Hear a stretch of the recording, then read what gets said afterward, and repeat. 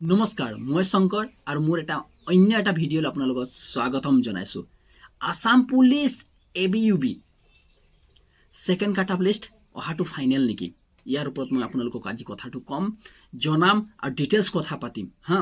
প্ৰথম কথাটো হৈ গ'ল যে আসাম পুলিচ ABUB চোৱা, আসাম পুলিচৰ বাকী কেটেগৰী যদি আমি NCC VDP আৰু স্পৰ্ট আৰু বাকী যিবিলাক কেটেগৰী আছে AP আৰু সেই কেটেগৰীৰ ছেকেণ্ড কাট-অফ লিষ্ট আহি গ'ল, এই কথাটো আপোনালোকে স্পষ্ট জানে।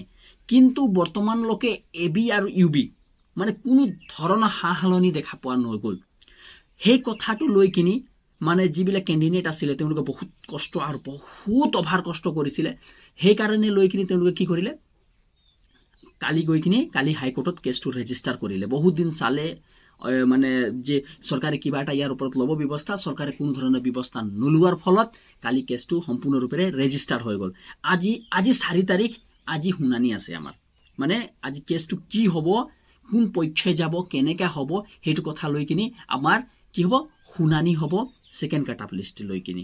এতিয়া এইটো শুনানিৰ ফলত যেতিয়া শুনানি হ'ব কি আমাৰ ছেকেণ্ড কাট-অফ লিষ্ট আহি যাব নেকি লগে লগে, আপোনালোকে এটা কথা স্পষ্ট কৰি দিওঁ। শুনানি সময়ছোৱাত আপোনালোকে এটা কথা মই স্পষ্ট কৰি দিছোঁ, শুনানি সময়ছোৱাত যে কাট-অফ লিষ্ট আহিয়ে যাব সেইটো কথা নহয়। ধৈৰ্য ধৰিব লাগিব।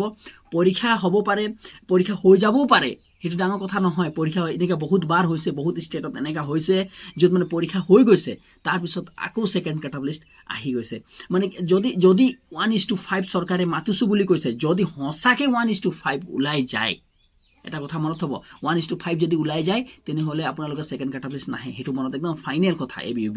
আৰু যদি নোলায় তেনেহ'লে ছেকেণ্ড কাট-অফ লিষ্ট আপোনালোকৰ 100%, মই 200% যে কি এক্সামৰ পিছতো ছেকেণ্ড কাট-অফ লিষ্ট আহিব পাৰে, একদম 100% আহিব পাৰে, একদম বিন্দাছ আহিব পাৰে। এনেকুৱা বহুত বাৰ হৈছে, আপোনাৰ কথাটো মই জনালোৱেই। তাৰপিছত কি এক্সামটো হোল্ড কৰি দিব নেকি, এটা কথা মই কৈছোঁ দেই। এক্সামৰ কথা হোল্ড কৰাটো মই সমৰ্থন 1%ও নকৰোঁ।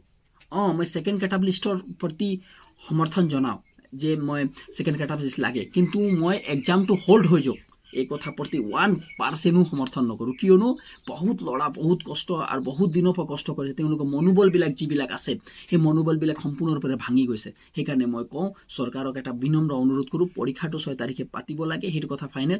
এতিয়া কথাটো বহুত এটা ভিডিঅ' বা মিডিয়াত এটা চলি আছে যে স্ক্ৰীনশ্বটবিলাক ভাইৰেল হৈছে যে 4, 5, 6 তাৰিখে যিবিলাক পৰীক্ষা আছে সেই পৰীক্ষাবিলাকক হোল্ড কৰা হ'ব বুলি। পঞ্চায়ত ইলেকশ্যনৰ কথা সেইটো চৰকাৰৰ সিদ্ধান্ত ল'ব। এই কথাটো SLRP এতিয়ালৈকে আমাক জনোৱা নাই, সেই কথাৰ বিষয়ে মই একো ক'ব নোৱাৰোঁ। ফেক হয় নে ৰিয়েল হয়, কোনো ধৰণৰ আমাৰ এইটো মন্তব্য আগবঢ়াব নোৱাৰিম। সেইকাৰণে এটা কষ্ট মই চৰকাৰক বাৰ বিনম্ৰ অনুৰোধ জনাওঁ যে পৰীক্ষাটো পাতিব লাগে। আৰু যি ছেকেণ্ড কাট-অফ লিষ্টৰ যিটো কোৰ্টৰ কেছটো চলি আছে সেই কেছটোত মানে ভাল ৰিজাল্ট আহক, ছেকেণ্ড কাট-অফ লিষ্ট আকৌ আহক, আৰু TTIPতো ছেকেণ্ড কাট-অফ লিষ্ট আহিব, সেইটো কথাটো ফাইনেল হ'ল।